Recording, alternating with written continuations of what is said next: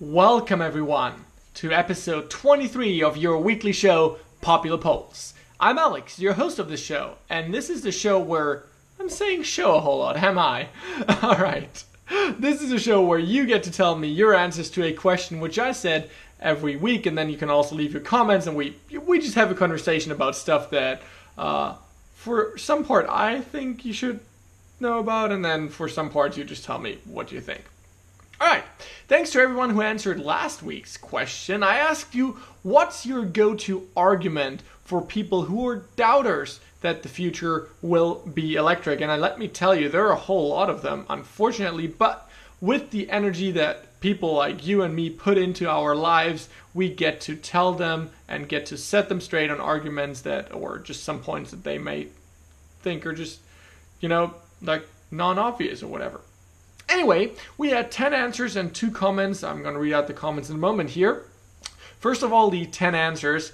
Wow, look at that distribution here. We had 3, 3, and 3, and then 1 for convenience, 0 for incentives. And obviously, honestly, this is what I rarely ever talk about. I know the last time I said that these are the points that I do talk about, and it's true. Some people are just asking me about what's additional benefits that you get, and I'm like, oh well, there's incentives, there's like free parking.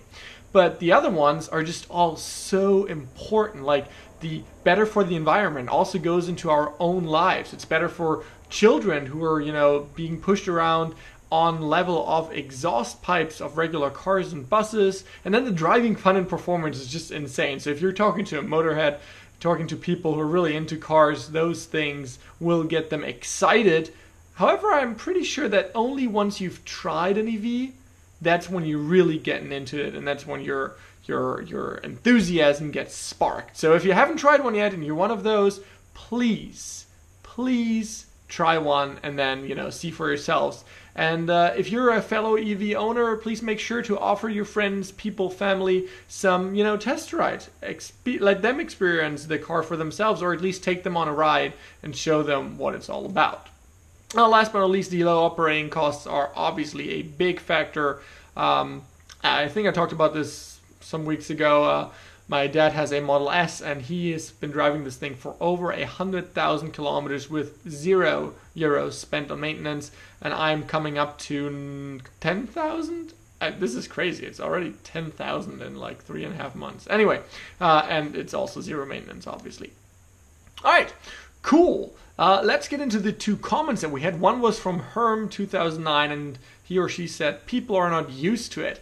Herd animals often continue to do the same. In the Netherlands, they say, what de boer niet vet, dat fret I net. I could have pronounced that better, I think.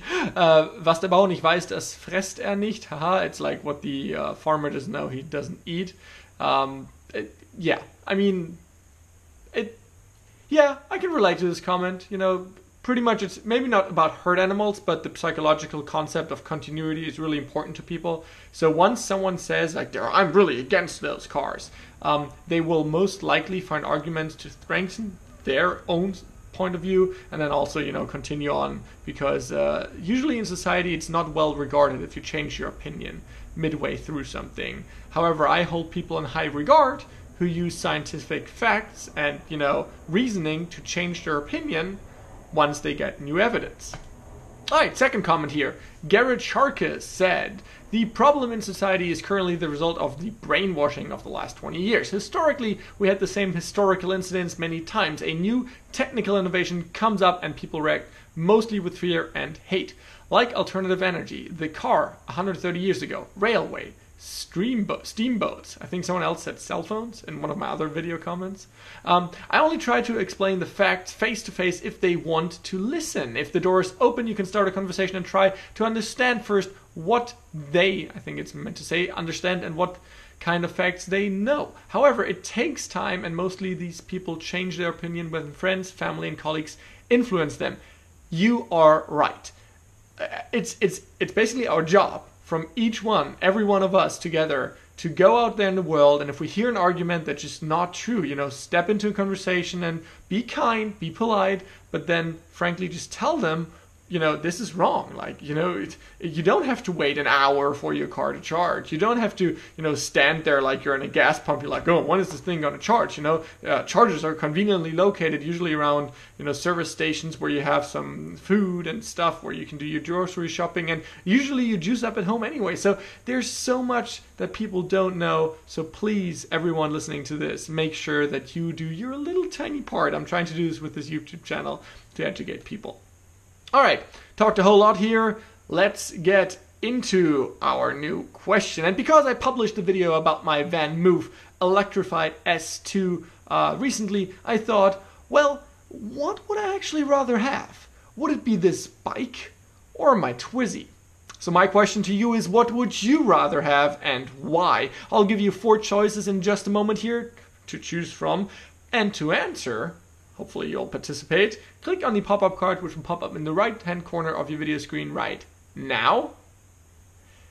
And to let me know why, obviously comment down below in the comment section. So your first option is an e-bike, like the VanMoof which I own.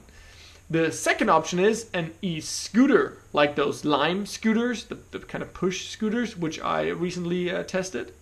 The third one is an electric scooter again, but more like the ones you really sit on that go a little bit faster. In Germany, they're restricted to 45 kilometers an hour currently, looking maybe into changing that. But one of those e-scooters, or is it a Twizy-like thing? So technically the Twizy is a e-quad. However, there's not that many e-quads that I saw out there, but there are cars, I think one more coming out, which is kind of like the Twizy. So, hey, maybe that's what you would rather have.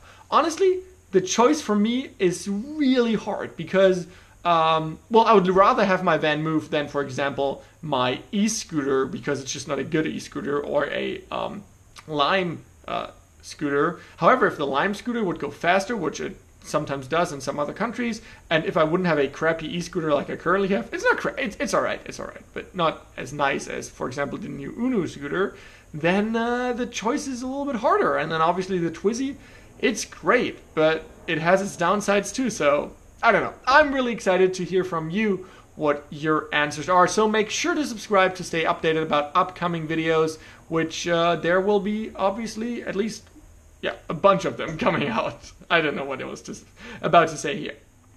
One last thing for you people in Germany. There is a magazine called T Magazine, and I was featured in this recently. I did the lead article on autonomous driving, the autonomous future, and there's me. Look at this. This is me with the Model 3. So if you're interested in this, it's actually free. You just have to pay the postage or the mailing. So I'll leave a link down below in the description where you can just take a look at the T Magazine.